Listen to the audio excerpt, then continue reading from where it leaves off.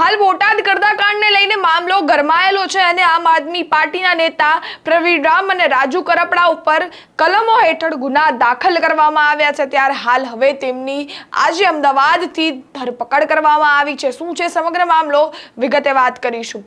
વૈષ્ણવજન તો તેને કહીએ જે પીડ પરાઈ જાનાને રે। નમસ્કાર, હું છું જ્યોતિકા પંડ્યા, આપ જોઈ રહ્યા છો નવજીવન ન્યૂઝ। બોટાદ ગરદા મામલે હાલ રાજુ કરપડા અને પ્રવીણ રામ મેદાને હતા ને તેમજ તેમને અનેક વિડીયો મૂક્યા હતા જેમાં તે ખેડૂતોની લડત માટે તેમને એમ કહેતા હતા કે અમે જેલમાં જઈએ પણ ખેડૂતોની લડત ચાલુ રહેવી જોઈએ। ત્યારે આજે તે અમદાવાદ અંચન ઉપર બેસવા આવવાના હતા। તેની પહેલા પણ પ્રવીણ રામે પણ વિડીયો મૂક્યો હતો, તેમાં તેને કહ્યું હતું કે અમે જેલમાં જ જવાના છીએ, અમને અડચણ નહીં જ કરવા દે। ત્યારે આ સમગ્ર જે આજે ઘટના હતી અડચણવાળી, તેમાં પ્રવીણ રામ અને રાજુ કરપડા ત્યાં પહોંચ્યા હતા ને અડચણ ઉપર બેસવા પહેલા જ તેમની ધરપકડ કરી લેવામાં આવી છે। ત્યારે તેમની ધરપકડના દ્રશ્યો સામે આવ્યા છે। સૌપ્રથમ નજર કરીએ તેની ઉપર।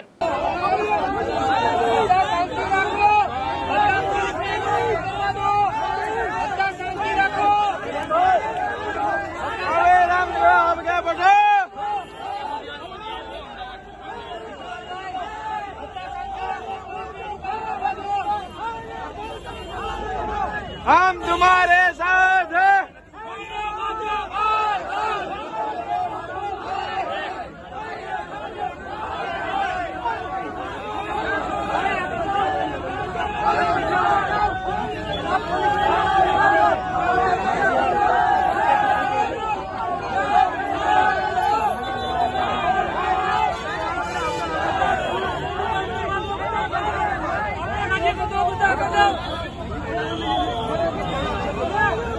છોડી મૂકવામાં આવે, અમારી પર કરવો હોય એટલા અત્યાચાર કરે, નિર્દોષ ખેડૂતોને છોડી મૂકવામાં આવે।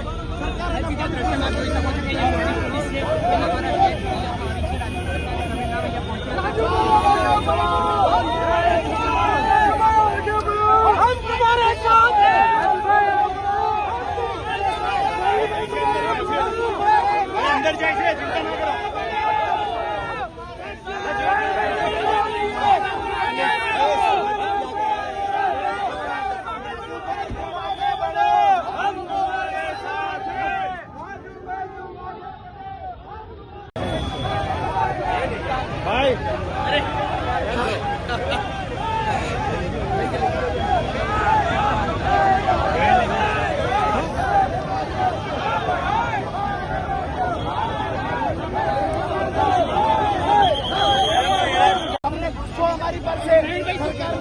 આ હતા પ્રવીણ રામ અને રાજુ કરપડાની ધરપકડના દ્રશ્યો, જેની ઉપર ગુના દાખલ કરવામાં આવ્યા છે ને તે હાલ હવે જેલમાં છે।